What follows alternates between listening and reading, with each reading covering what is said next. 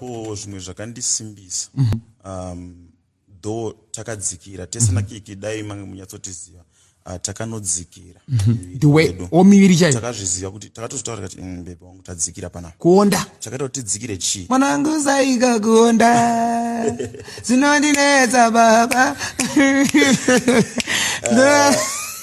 muona chii DJ Ola ini handina kudzikira nekuda kwenyaya ndakadzikira nekuda kwakiki manje.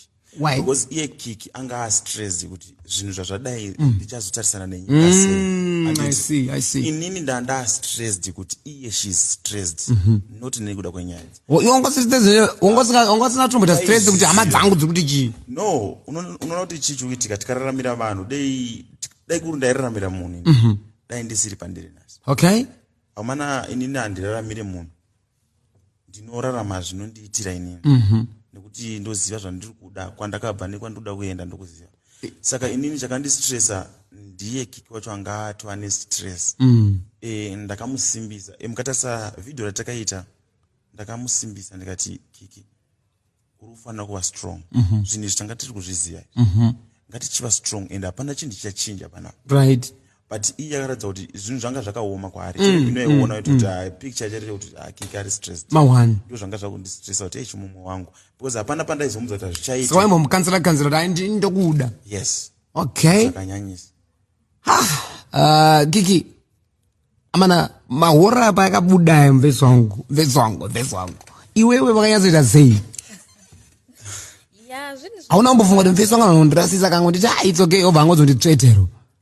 Yeah, pfungwa idzo dzinotombouyawo stress out. And also after waisa tattoo ndichanamanuka.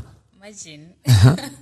But akabva tongonzwa kuti Kiki tagara tichizviziva kuti munhu ichi ane zvinhu zvada kurelease. Saka hapana chinombotityisa nekuti azodini? Azorelease. Tagara tichiziva mavhidhios aingogara chingomasenda. Like kumasenda kwaita ndekwe kungokupa like warning kuti remember ndine something. So yes now zvazoiswa papublic and but I want to understand something.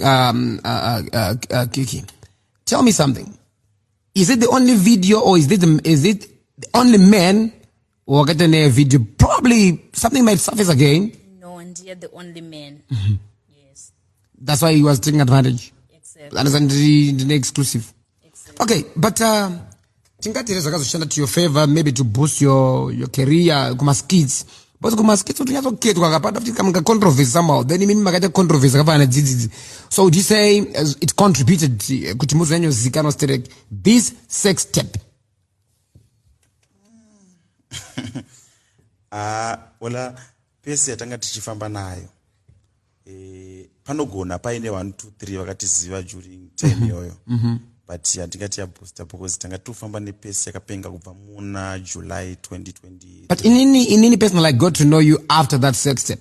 Yeah. With my friend ndandiri pa Zimpost, you know pa Zimpost town, pa main post of Zimex up. Then my friend Gamu said, Ola, you about a video route trend already. What's this? No, there's a guy called Tytie. Na baby rake nonzi Kiki vari kutrenda, vari kunzi chichi but pass with a video ravarazo putika chichi. I'm like, okay. That's when I got to know of you guys. That's why ndataura kuti apasheke 2 3 vakatiziva ipapo. But vanonyatsoziva chaiko pesi yatakafamba nayo yakapenga kubva last year muna July.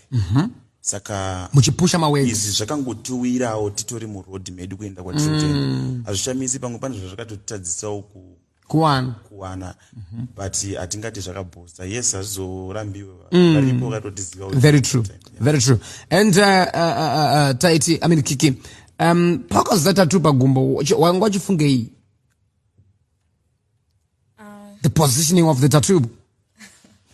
Afana kutongofunga ngoti ndiri kuda just tattoo resta rake. Pabody pangu. Yeah, vangoti okay, waipa gumbo.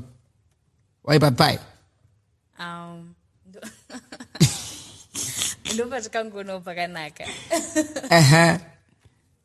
Yes. But okay, go ahead. Yeah, let's say ndopatikangona pakanaka pampangorobo ndopatikangoffarirawo. Is it time yacho yoyo? Yeah. Plus pari open. Rimwe anofarira kupfeka mashorts. Right, saka nyatsoona. Pavaitwa tattoo wakatona kunoitwa matattoos wewe. Yes. Angari murume angari mukadzi aikusa tattoo. Angari murume. Tytie yo Kiki wangu I mean Tytie wangu kubi paiswa tattoo. Akabatwa gumbo. Munyazo parire. Riba. Pachijika. Apa. Chijika comrade it's close to the ningine. Chijika. Anditi ndo zvandiri kuona kuti vanhu vazhinji tinoenda kuzvitati ngetiri perfect.